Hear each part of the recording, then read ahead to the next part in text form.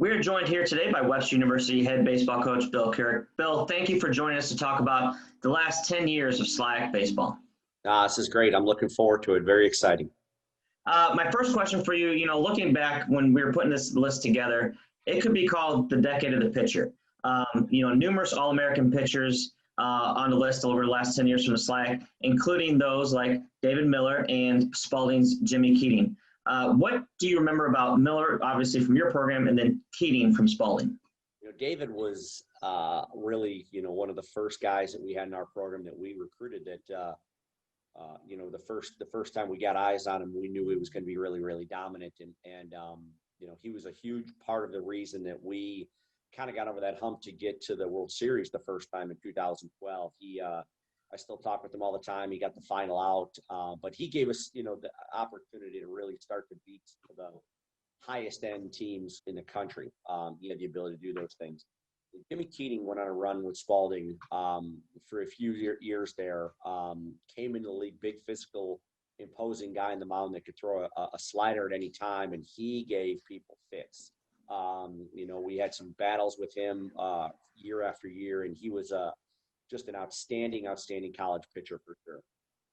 Yeah, to continue to talk about the pitchers, two other pitchers, etched their names in the record books, two of your pitchers, in Isaac Behme, and then, of course, Josh Fleming, who went, head-to-head with Keating for those couple of years, another All-American from Fleming. What made those two lefties so good? Well, very, very different types of people.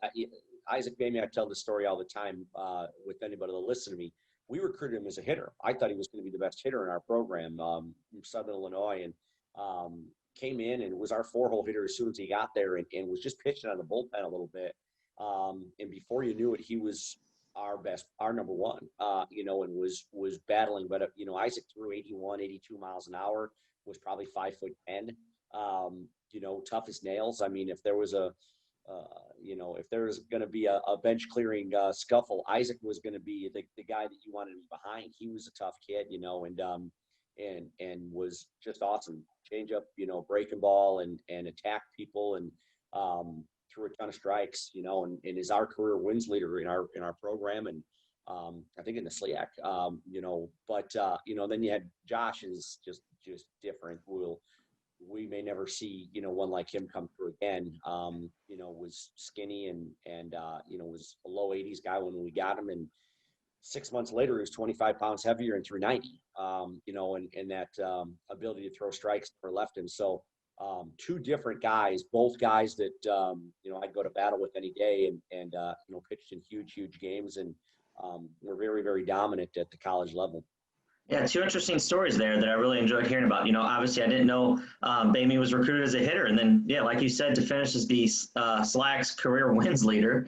That's pretty interesting. And then, of course, Fleming, everyone knows his story about how he kind of grew into his body. The SLIAC career leader in ERA. So Isaac still tells me that he can hit. I think he's coming at me that I didn't like. But he hit in the four-hole. He was our cleanup hitter freshman day, opening day, and really pretty swing. And he came into his own as a pitcher, though, for sure. Yeah. Moving on, a couple of Blue Jays, Tyler Branneky and Deion Hughes, really helped that program get back to the top of the level of the conference. What do you remember, what made them so consistent throughout their career to be so impactful? Well, Branneky was a physical, imposing kid when he got in the box, and he swung hard. It didn't matter, if it was 0-0, 0-2, 3-0, he swung hard, and so you constantly feared him. He hit the baseball hard. He hit good pitching. It wasn't like he was feasting on guys that couldn't throw with velocity. I think he's got a home run off of Fleming, if I'm remembering right. He hit a home run off the foul pole down the right field line at Westminster, and hit good pitching, for sure. And then Deion was special. Deion was really, really a special kid, and both with the bat and on the mound. He was a dominant kid, and helped that program. I know they appeared in the regional and battled there in the postseason.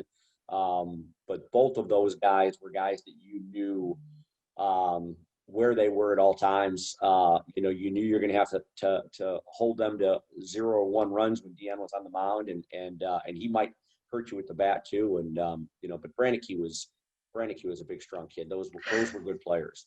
Yeah. Moving on to another program, I wanted to talk a little bit about a couple players from Spalding earlier in the decade. 2011 Pitcher of the Year, Tyler Brown, and then 2014 Player of the Year, Derek Ferch. What do you remember about them? Well, I get to know them pretty well. Mike Stosky was my assistant when I started at Webster, and he played for me in college, and then moved over and became the Spalding head coach. And he was the one that really was responsible for those guys. And Tyler was a little bit like Isaac Behme, where he wasn't an overpowering guy, left-handed, threw a ton of strikes, throw a changeup, throw a breaking ball, would pick you off first base. He just was in constant control of the game, and those guys win a heck of a lot of baseball games, and obviously, Mike did a great job with him in developing him. Eric Ferch was, in a time there, him and Taylor Stolp, who was our second baseman, I think were really in their little era there for a couple of years, were the two best players in the league. Derek Ferch had a way about him. He was a very, very confident and very, just had a way about how he played the game. Played hard, did all of those things that you want a guy to do, but talkative. We he would always talk with me after games and things like that. So Derek was a tremendous baseball player, and really helped Spalding kind of get going, in the early part of the decade there. Those guys were both very tough. Catchers are often said to be the heart of a team. And I think that phrase fits perfectly with this next player, Travis Rawls, former Greenville University catcher. Can you talk about Travis a little bit? Well, Travis was a kid. We like to run, right? I mean, in Webster, we like to steal bases and do those things. And Travis was a guy that we had to, when he was behind the plate, we knew we had to make sure we were going to steal off the pitcher, because if you gave him an opportunity, he was going to throw you out. But then he would come up and he did a double or a homer off you the next inning. We've had a lot of really good, I think, offensive catchers come through our league in the decade. We've had a lot of really good defensive catchers come through. But to be as potent as he was with the bat, and then as athletic as he was behind the plate with a great strong arm and a great leader like he was, for 2 or 3 years there with Greenville, again, he was the guy that you just weren't going to get beat. And he beat us a bunch of times. I mean, we couldn't get away from having to pitch him at times. And whenever we had to, he hit a double or a home run off us. So no, he had a great career and was, very, very deserving of this honor for sure. He was a guy that I knew would be on the list, but he was a good one. We started out by talking about a few of your pitchers, but I want to ask you specifically about a couple of hitters from the Gorlock program. First, Taylor, you mentioned him earlier, and then, he finished in his top 10 in SLIAC career hits, and then another player more recently in Kyle Kurich, who's third all-time in career home runs in the SLIAC. What made those two players such a good, hitter in the box? Well, Taylor was, we got Taylor and he stepped in and when I just talk about confidence, it didn't matter who he was facing, and he knew he was good and he carried that in the box with him. He had a very, very easygoing way about him of playing the game. He was a very pretty, fielder. Everything he did had a great look to it and, smooth in everything he did. But what Taylor did was he could hit velocity. If you brought a guy in that was going to throw 90 miles an hour, he had the ability to turn him around and get the barrel out and hit good pitching. Rarely struck out, great eye, did all of those things that you want him to do, but then he could beat you in the gap. He'd hit a home run here and there, but a ton of doubles. Arguably has got the biggest hit in our program's history. He hit a 3-2, 2-out double in Appleton. We were down a run to score 2 runs. To walk off Kane in the first World Series that we made. I mean, and I can remember it like it was yesterday. And the at bat, if you ever get a chance to watch the at bat, it was an unbelievable at bat. But then Kyle was a transfer. He transferred in from Maryville, and I don't know. He was an All-American for us as a hitter and as a pitcher. And I don't know how many kids have done that in the country. He was, 1 year he led the nation in home runs, and then a year later or 2 years later, he led the nation in strikeouts per 9 innings. And was as dominant in both areas. He battled some elbow issues early in his career on the mound, and he really had a great senior year. But he had big time power. The guy that gave it to, when he transferred from Maryville, he kind of gave me the lowdown. He said, "Listen, Kyle's got, double A power. He'll hit the ball off the light post. He's got pro power."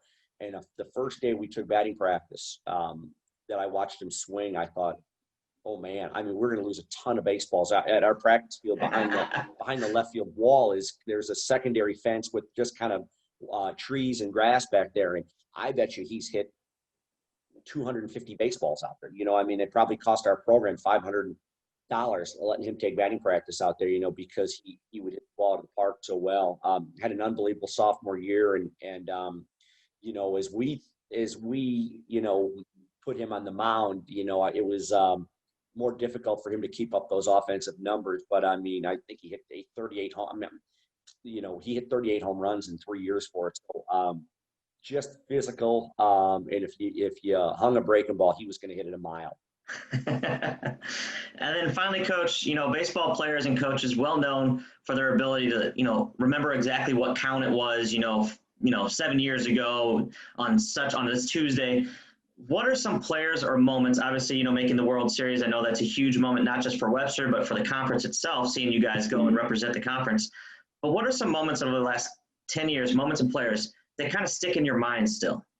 Well, looking at the list, I was kind of peeking at the list to cheat a little bit. Luke Summers is on this list. Luke Summers is, you alluded to the decade of the pitcher. And we have been fortunate enough to have played in the World Series a number of times and face some of the top teams in the country. And at times, sometimes when you play those teams, you see some athletes and some players that are really, really special.